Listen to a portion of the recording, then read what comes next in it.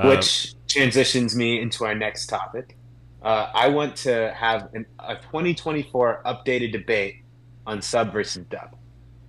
Sub Yep. versus dub, this is a debate as old as anime fandom itself, right? Ever since I've been getting into anime, I've been receiving judgments for watching sub and dub and hearing the arguments in either direction. But I think that now in 2024, there's some new stuff to add to the conversation. But just off rip, tell plant your flag in the stand. Where do you stand on the dub versus sub debate? So this kind of goes for, not just anime, really any show. I really like to hear what characters are like not supposed to, but like what kind of maybe the author or whatever envisioned the person to sound like. So um, I typically lean towards sub.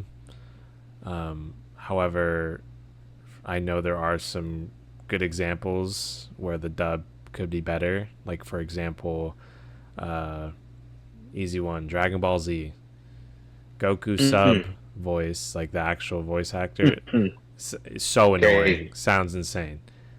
But the dubbing, whoever voices Goku, it sounds like how I would picture him to sound. So in Hmm. that sense, I if I was ever to watch DBZ, uh, I would 100% watch it in dub. And I've seen a lot of clips from it in dub, and I feel like a lot of the voices in my head, like that's just how they are. Like Piccolo also has a very like if I heard someone speaking, I'd be like that's Piccolo. You know what I mean? But I feel like in the subbing in some instances is kind of eh. But typically, I lean Yeah, more towards sub. I will say there's definitely like I don't know. There's very few examples, in my opinion, and it's probably because we just love anime, and so hearing the Japanese infectation is always hype, right? Mm-hmm. But I can think of so few examples of a time where the sub was worse than the dub. There's a handful. There's a good amount of examples where the dub is at least as good or a good option Mm-hmm. compared to the dub, but it doesn't often go both ways. It's kind of crazy the difference that a sub or a dub can make on the viewing experience. I would argue that it's pretty much always whichever one you consume first for Yeah, whichever product you're consuming. for sure. So like I watched Naruto in dub first, and so whenever I went back to rewatch Naruto, except for the episodes that are airing weekly in sub, I needed to watch it in dub. That's just like how I know these characters. I wouldn't argue that it's objectively better or anything like that, but it's just how I grew to know these characters, and so hearing it in the sub just sounds a little bit wrong. Um, so I think in most cases that would be the case, whichever one you listen to first. But if My Hero Academia, I've recently heard the dub of that, and it's like nails on a chalkboard to me. I can't stand it. Well, And that's a especially dub with a bigger budget around it. yeah, especially because it's become such a meme at this point. Like people do the Deku voice and stuff like that, and like Hmm. that even makes it worse in my head. I'm like, I hear him speak. I'm like, oh god. Oh, dude, I hate it. I hate it. Yeah, And I imagine this is how people who watched Naruto sub originally and then heard the dub feel. Because I can even objectively look at Naruto a little bit and think, okay, these are annoying voices. It's just, I heard this shit when I was 9 years old, and so I fell in love with it then. yeah. One show that does pretty good dub as well is because I've seen it in both. Because I've rewatched it a few times. Is Death Note. Death Note dub is very good. Actually, I was a big fan of it. I might even prefer it more than the sub. Mm, Like when I think of Death Note, the dubbing voice hits my head first. You know what I mean? Like Light and same. and L have very distinct voices. Light did whoever did the voice acting for Light did crazy good. They It's kind of an captured iconic performance. exactly like it's pretty crazy.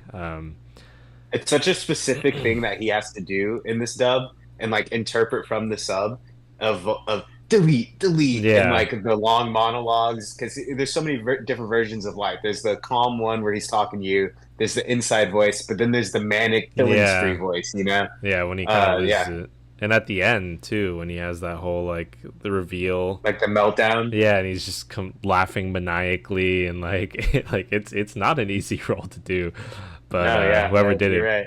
killed it. You know what I mean?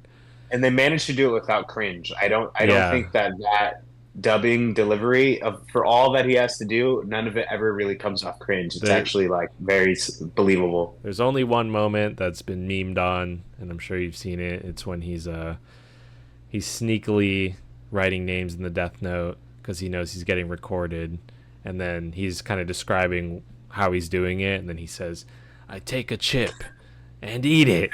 Yeah, like, yeah, yeah, like that probably sounded way better in the sub. It kind of was comedic in the dubbing. It was like, all and I'll take a right, bite of the potato chip. yeah, like you didn't really need to do that, but other than Yeah. that, I think it was very good. But that's something that I don't think you can ever translate well. It's just him describing him eating a potato chip in a very serious moment. It's kind of Yeah.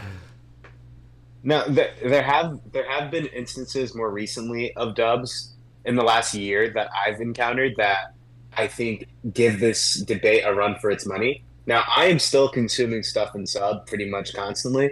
If there, for example, Rising Impact, that golf anime, I saw there was a dub and I went for the dub. If it's something that's very low stakes that I can kind of I can do laundry while watching instead of just have to stare at the screen, I will choose that dub option just for convenience of life. But I saw scenes. You saw Blue Lock, right? Yeah, you're a Blue Lock fan. big. When when the dub was getting released just a little bit after the sub, that's another part of this debate is that dub timeline wise is catching up a lot quicker now. Yeah, And so, they would just be a few weeks behind on the dubbing for Blue Lock. And I remember there was this episode when when you're watching in the sub, Isagi has this moment where he tricks the people around him and he says, "Got him," but in Japanese, it's cool and it comes off and it works, right? But in the English dub, you got to hear him say, "Got him," in yeah. this like very fun, kind of cheeky way, you know? I saw that Um, clip. yeah, I think it works for something like Blue Lock or sports anime, space type of anime more, where you can have more fun with it. But I've seen more and more examples of animes that are coming out recently where the English dubbing is taking more of like social liberties to communicate stuff like Yeah, that in the moment. And I don't know. I don't know if I would necessarily trade it for the sub experience because it's so much more, direct and from the source. But for moments like that, I think it's actually a lot of fun, and there's some merit for it. yeah, and I mean, kind of like you said, an advantage of the dub is that you don't have to be actively staring at the screen. You know what I mean? You can Mhm. kind of, if you need to step away and maybe use the bathroom or grab a drink or something, you can have it still playing, and you know what's going on in sub. If you're not paying attention for 2 seconds, like all of a sudden, like I don't know what was just said, I don't know what the Oh yeah, conversation is like. Um, you can't even sneeze. You got to just yeah, stare at the screen yeah. So like your like, Aizawa sensei, just no blinking. yeah. So um, it's but at the same time you have to wait longer. So if you're more patient and you kind of live a more busy lifestyle, you don't have a lot of time to sit down and dedicate time to just staring at your screen. Um, I think dub's a good option, but like I said, for me, like I want to listen to what they were, meant to sound like for the most part, and Yeah, the also the original team of the anime is like putting the direction in this way, so like this is like the truest form of the anime, right? yeah, and I think a lot of sometimes like the way they phrase things or word things, like I feel like when there's no way to not make it kind of cringe in English, like in Hmm. Japanese, maybe to them some words, sentences, whatever can be cringe, but to me it's like I don't really know what they're saying. It's just their tone and everything changes, so it feels almost more impactful to a degree. Hmm. And even when they cross over and like they'll use their special moves and then they'll say it in English or whatever, it feels like more powerful to a degree almost. You know what I mean? Yeah, no, I totally feel that. Um, that being said, this was something I meant to bring up multiple times while we were talking about Kaiju number eight, but I kept forgetting. Did you know that there was a simultaneous dub and sub release for a majority of Kaiju number eight? No, that's crazy. Simultaneous day of, which I mean, it's 2024. I kind of think we should have been at this point a long time ago. These Fair. animes are not in a vacuum. It's all source material from the manga. I kind Yeah. of, the world is so connected. I'm sure. there's plenty of people fluent in Japanese and English that could do this performance. It's kind of silly that it took this long, and it didn't even keep up the whole time. By the time it hit episode 9, there was delays, and then it was falling back by a few weeks. So this was like the most successful version of a simultaneous dub and sub release, and it didn't even last the 12 episodes. Yeah, that's crazy. I'm honestly surprised there's not like, uh, I guess it kind of makes sense because a lot of voice actors that do the dubbing don't just do animes and stuff. I'm sure they do a lot of like cartoons or whatever as well, like American cartoons. I was gonna say like I'm surprised they don't have like a team of voice actors that speak different languages or whatever that just live in Japan and work directly in the studio with the creators, so they can do it both at the same time. Like they got the Japanese guys, and right after the English speakers just go right into the booth as well, and they already have like they already know kind of what to do. You know what I mean?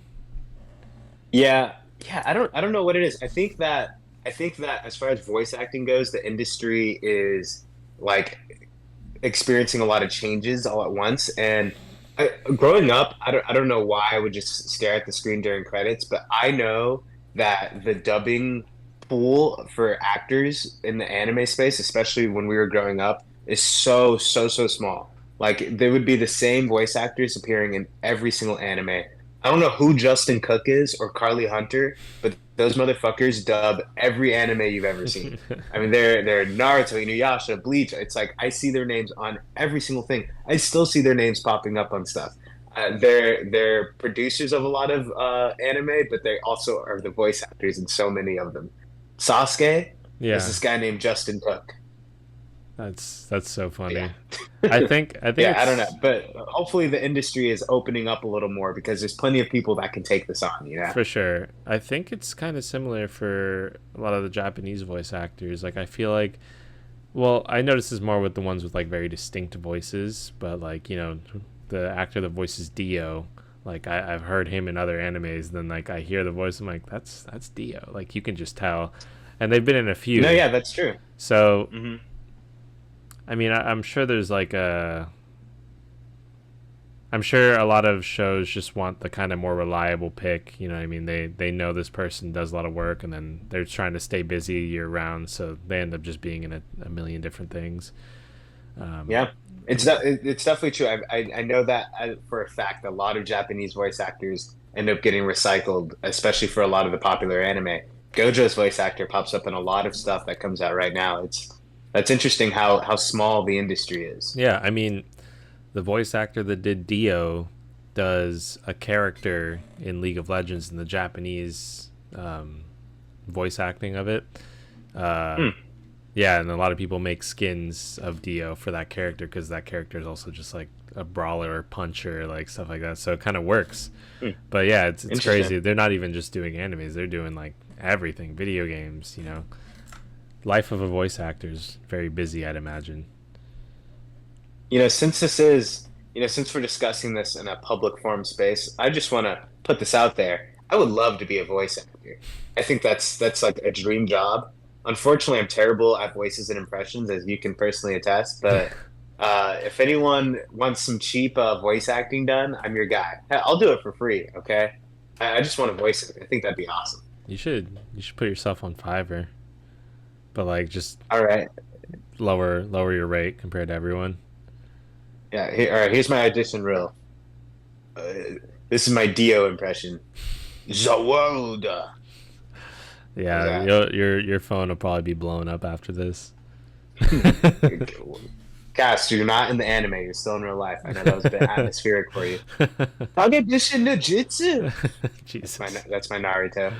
Well, you'd have to say it in English. Oh, I was doing the Japanese one, but I can do the English too. I don't My think my they're voice calling you great. for the Japanese version. Okay, fair enough, fair enough, fair enough. Shadow Clone Jutsu. That's better. Yeah, I can at least hop on My Hero Academia, right?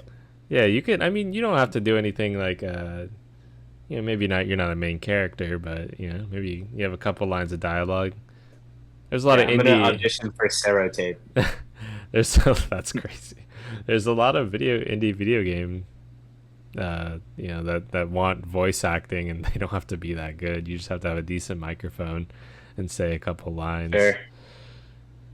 Yeah, fair enough. That being said, I mean, is there any, before we close out this dub versus sub bit, is there any dub that you want to give credit to that you've seen in recent years, or have you really just hung towards the sub area of everything? Um, well, I don't know if it's considered dub, but the only kind of anime cartoon esque um, stuff that I've consumed that's in English is Castlevania, Blood of Zeus, but I think they're originally supposed to be English speaking, so like I don't know if that even really counts. Um, but yeah, I don't watch too much dub. I mean, the ones that really stick out to me are Death Note. Obviously, I watched original Naruto and dub, um, and it's okay. In retrospect, it's all right, but it does still hold like a um, it's got a place in my heart.